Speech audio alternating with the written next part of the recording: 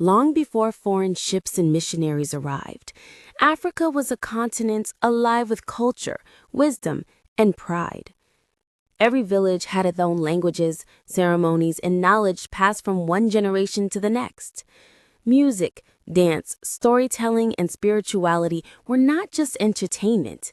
They were the very heartbeat of African life. But then came the storm of history. First came the slave trade. Millions of Africans were ripped from their homes, stripped of names, families, and languages, and scattered across distant lands.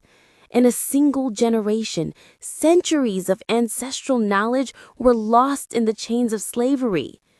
Next came colonialism. European powers redrew maps, placing rival tribes under single government and imposing foreign laws, languages, and religions. African children were sent to schools where they were taught that their traditions were backward and that to succeed, they must adopt foreign ways. Our festivals, our dances, even our gods were mocked or erased. Religion, once deeply African, became a tool of control. Missionaries told Africans that their beliefs were pagan. Arab influence in some regions pushed local customs aside. Faith, which should have uplifted communities, became a reason for Africans to question themselves.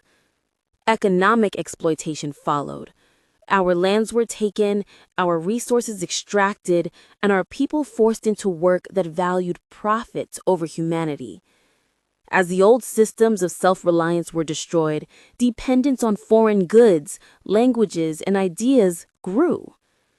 And even today, subtle forces persist. Global media, fashion, music, and social trends often celebrate the foreign over the African, teaching our youth that to be modern is to forget who they are. But here is the truth. Africa's identity is not lost forever. It sleeps in our languages, our music, our stories, our festivals, and our spiritual practices. Reclaiming it means celebrating our roots, learning our history, and blending the old with the new.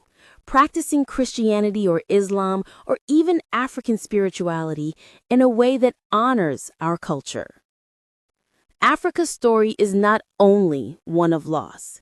It is also a story of resilience, revival, and renaissance.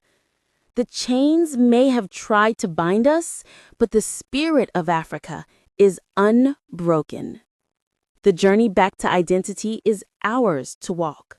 One story, one song, one ritual, and one proud act at a time.